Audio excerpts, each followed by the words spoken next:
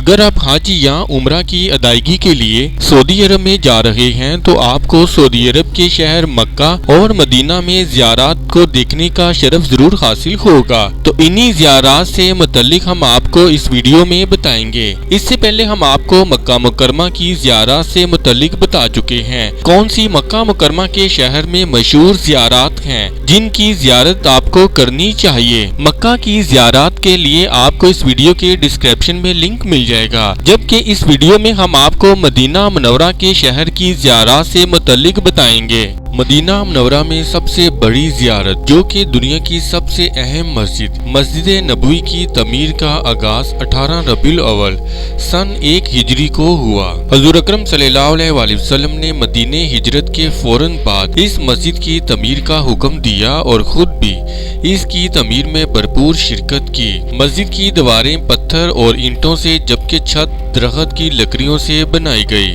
مسجد کے ساتھ کمرے بھی بنائے گئے جو حضور صلی اللہ علیہ وآلہ وسلم اور ان کے اہل بیت اور بعض صحابہ رضی اللہ تعالیٰ عنہ کے لیے مخصوص تھے۔ مسجد نبوی جس جگہ قائم کی گئی ہے وہ دراصل 2 یتیموں کی زمین تھی۔ ورثہ اور سرپرست اسے ہدیہ کرنے پر بضد تھے اور اس بات کو اپنے لیے بڑا اعزاز سمجھتے تھے کہ ان کی زمین شرف قبولیت پا کر مدینہ منورہ کی پہلی مسجد بنانے کے لیے استعمال ہو جائے گی، مگر محمد صلی اللہ علیہ وآلہ وسلم نے بلا معاوضہ وہ زمین قبول نہیں کی۔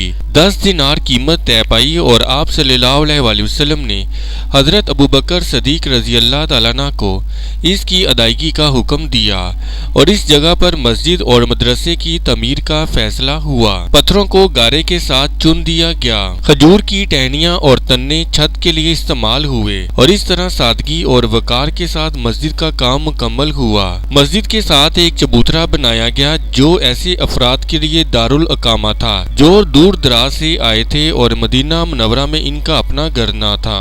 قرآن کریم کی نشر و اشاعت کا سب سے بڑا مرکز اسی بستی میں قائم ہے جہاں پیارے نبی صلی اللہ علیہ وآلہ وسلم پر 10 سالوں تک قرآن کریم کا نزول ہوتا رہا اور جہاں آپ صلی اللہ علیہ وآلہ وسلم ہر رمضان میں جبرائیل امین کے ساتھ قرآن کریم کا دور کیا کرتے تھے۔ عقیدت کی وہ مقدس بستی مدینہ کہلاتی ہے اور اشاعت کا وہ عظیم مرکز شاہ فہد قرآن کریم پرنٹنگ کمپلیکس کے نام سے جانا پہچانا جاتا ہے۔ اس کمپلیکس نے 361 قسم کی متنوع مطبوعات منشورات شائع کی ہیں اور افتتاح سے لے کر اب تک 37 سال میں تقریباً 32 کروڑ مطبوعات اور منشورات تقسیم کر چکا ہے اور فی الحال ایک سال میں 1 کروڑ 80 لاکھ سے زیادہ مختلف مطبوعات و منشورات شائع کرنے کی صلاحیت رکھتا ہے۔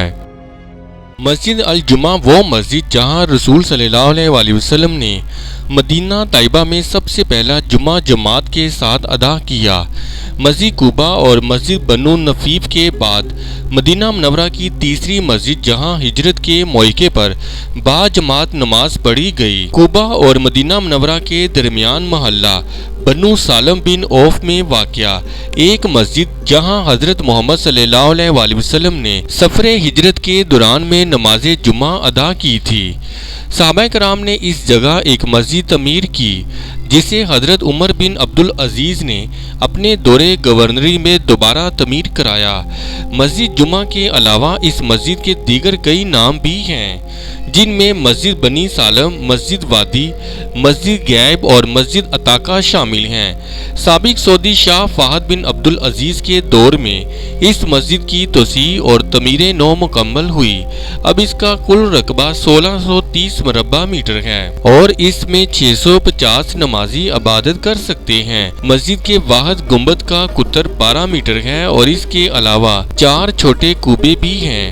مینار کی بلندی 25 میٹر ہے۔ مسجد جمعہ قباء کی بستی سے 500 میٹر کے فاصلے پر واقع ہے۔ بدر مدینہ منورہ سے تقریباً 80 میل کے فاصلے پر ایک گاؤں کا نام ہے جہاں زمانہ جاہلیت میں سالانہ میلہ لگتا تھا۔ یہاں ایک کنواں بھی تھا جس کے مالک کا نام بدر تھا۔ اسی کے نام پر اس جگہ کا نام بدر رکھ دیا گیا۔ اسی مقام پر جنگ بدر کا وہ عظیم معرکہ ہوا جس میں کافر قریش اور مسلمان کے درمیان سخت خون ریزی لڑائی ہوئی۔ اور مسلمانوں کو عظیم عالیشان فتح نصیب ہوئی اور اللہ تعالیٰ نے جنگ بدر کا نام یوم الفرقان رکھا۔ اسلام کے 313 جان بازوں نے کافر مکہ کے 1000 کے لشکر کو مات دی، حالانکہ ان کے پاس صرف 2 گھوڑے تھے، یعنی فوج میں سوار سپاہیوں کی تعداد 2 تھی، شمشیریں اور تلواریں نہ ہونے کے برابر تھیں۔ عمرہ اور حج کی ادائیگی پر جانے والے زائرین اس مقام کی زیارت ضرور کریں۔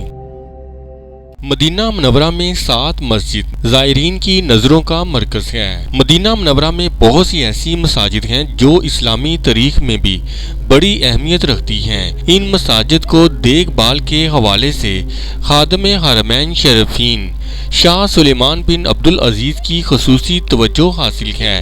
اس سلسلے میں ان مساجد کی مرمت اور تزئین و آرائش کا خصوصی خیال رکھا جاتا ہے اور یہاں مطلوب تمام تر و ساز و سامان اور الیکٹرانک آلات کی بروقت فراہمی کو بھی یقینی بنایا جاتا ہے۔ مدینہ منورہ میں آنے والے حجاج اور معتمرین کی کوشش ہوتی ہے کہ مسجد نبوی شریف کے بعد یہاں پر 7 مساجد کی زیارت کو یقینی بنائیں۔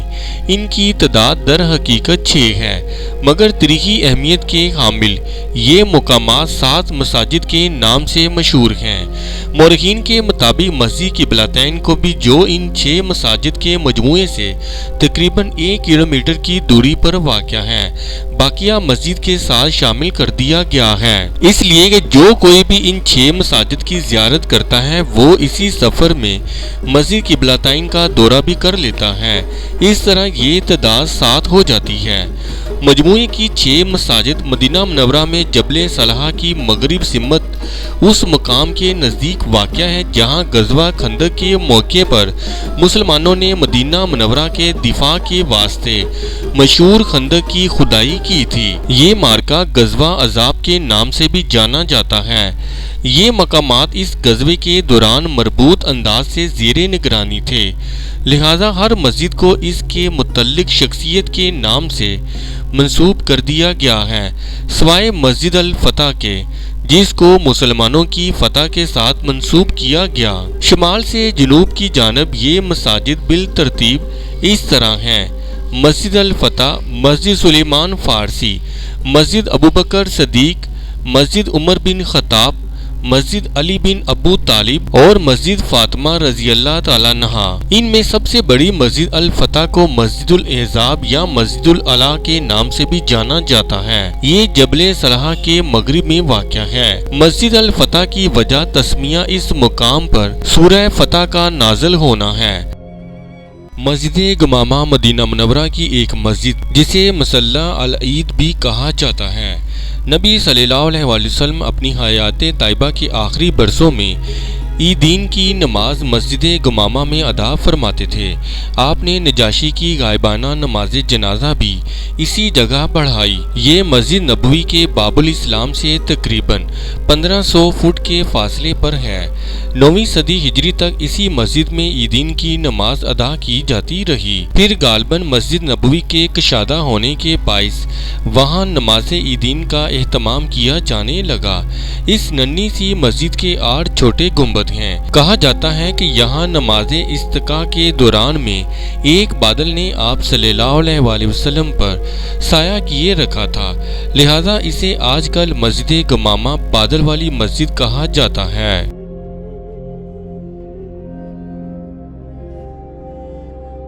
حضرت سیدنا امیر حمزہ رضی اللہ تعالیٰ عنہ رسول اکرم صلی اللہ علیہ وسلم کے چچا اور رضاعی بھائی ہیں۔ اعلان نبوت کے دوسرے سال اسلام لائے اور 15 شوال 3 ہجری غزوہ احد میں شہید ہوئے۔ آپ رضی اللہ تعالیٰ عنہ کی قبر مبارک احد شریف کے قریب واقع ہے۔ ساتھ ہی حضرت سیدنا مصعب بن عمیر رضی اللہ تعالیٰ عنہ کی قبر مبارک ہے۔ غزوہ احد میں صحابہ کرام رضی اللہ تعالیٰ عنہ نے جام شہادت نوش کیا تھا۔ ان میں سے اکثر شہدائے احد بھی ساتھ ہی بنی ہوئی چاردیواری میں آرام فرما رہے ہیں۔ عالم اسلام میں خلافت عثمانیہ کا دور ملت اسلامیہ کے عروج کا زمانہ تسلیم کیا گیا ہے، جس میں مسلمانوں نے حرب و فن میں بلکہ ہر شعبہ غیر معمولی ترقی کی۔ تقریباً 200 سال پر مشتمل یہ سنہری دور ہمارے لیے بہت سی تاریخی باقیات چھوڑ گیا۔ گو آج خلافت نہیں مگر ملت اسلامیہ کے دلوں میں اس کی عظمت و محبت آج بھی ہے۔ ترکوں کے کچھ تاریخی ورثے اب بھی حجاز مقدس میں محفوظ ہیں۔ مدینہ میں امبریا کا ایک علاقہ ہے، یہاں ریلوے اسٹیشن ہے جو عثمانی سلطان عبدالحمید ثانی نے بنوایا تھا۔ استنبول سے مدینہ تک ریلوے لائن بچھائی گئی تھی۔ باب امبریا کے ساتھ سیاہ گنبد والی خوبصورت امبریا مسجد بھی عثمانی تعمیرات میں سے ہے جو عثمانیوں کی یاد دلاتا ہے۔ فن تعمیر کمال ہے، ہر نقش اپنے آپ میں بے مثال ہے۔ شریف مکہ اور خلیفہ وقت کے درمیان بہت سے اختلافات ہو گئے تھے اور یہ ریلوے لائن جو کہ مکہ اور طائف تک بچھائی جانی تھی، اس کا کام یہیں رک گیا اور نامکمل رہا۔ عرب بدوؤں اور ترک کے درمیان تعلقات کی خرابی کے چلتے یہ ادھوری رہی۔ صحرائی ریتوں کے درمیان سخت پتھریلی سرزمین میں یہ ریلوے لائن بچھائی گئی تھی، جہاں کئی مقامات پر اس کے اسٹیشن بنائے گئے تھے جن کی نشانیاں آج بھی موجود ہیں۔ مدینہ منورہ کی زیارت میں جنت البقیع کو ایک اہم مقام حاصل ہے۔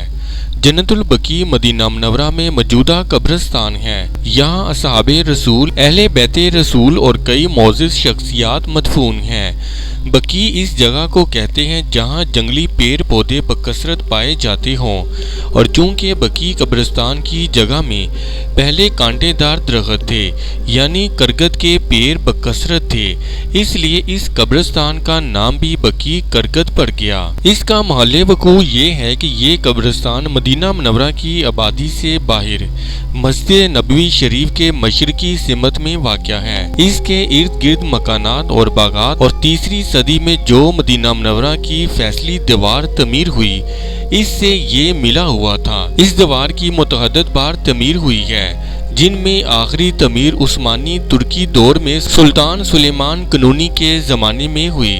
پھر اس ملک میں امن قائم ہو جانے کے بعد اس دیوار کو منہدم کر دیا گیا۔ پھر مسجد نبوی شریف کی آخری توسیع میں اس قبرستان اور مسجد نبوی شریف کے درمیان جو مکانات تھے اس سب کو منہدم کر دیا گیا۔ ان دونوں کے درمیان جو محلہ آباد تھا وہ اگوت کے نام سے مشہور تھا۔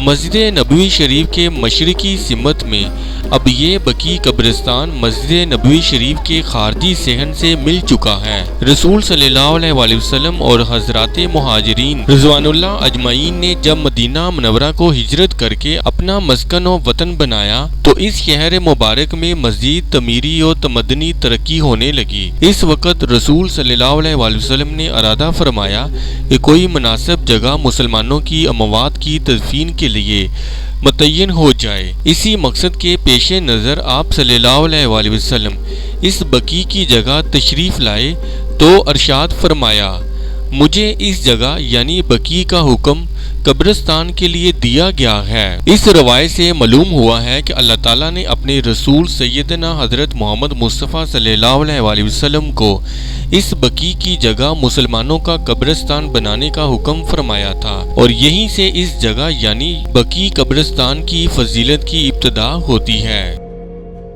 مدینہ منورہ کے محلہ بنو سلمہ میں واقع ایک مسجد جہاں 2 ہجری میں نماز کے دوران تحویل قبلہ کا حکم آیا اور حضرت محمد صلی اللہ علیہ وآلہ وسلم اور صحابہ کرام نے نماز کے دوران اپنا رخ بیت المقدس سے کعبے کی جانب پھیرا، کیونکہ ایک نماز 2 مختلف قبلوں کی جانب رک کر کے پڑھی گئی، اس لیے اس مسجد کو مسجد قبلتین یعنی 2 قبلوں والی مسجد کہا جاتا ہے۔ یہ مسجد بئر روما کے قریب واقع ہے۔ مسجد کا داخلی حصہ کوبہ دار ہے جبکہ خارجی حصے کی محراب شمال کی طرف ہے۔ عثمانی سلطان سلیمان اعظم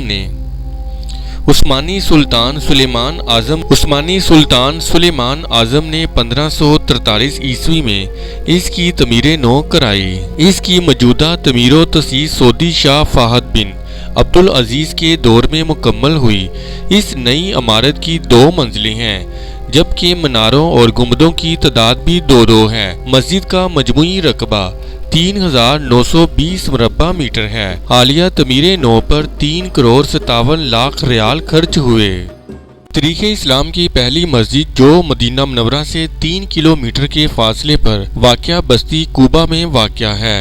آپ صلی اللہ علیہ وآلہ وسلم مدینہ کی اس برونی بستی میں پہنچے اور 14 روز یہاں قیام کیا اور اسی دوران اس مسجد کی بنیاد رکھی گئی۔ جب مدینہ کی جانب ہجرت کا سلسلہ شروع ہوا تو اس بستی میں آنے والے مسلمانوں نے مسجد بنائی جس میں بیت المقدس کی جانب منہ کر کے نماز پڑھی جاتی تھی۔ جب رسول صلی اللہ علیہ وآلہ وسلم نے ہجرت فرمائی اور کوبہ میں قیام فرمایا تو اسی مسجد میں نماز ادا کی اور یہ مسجد تقویٰ کہلائی۔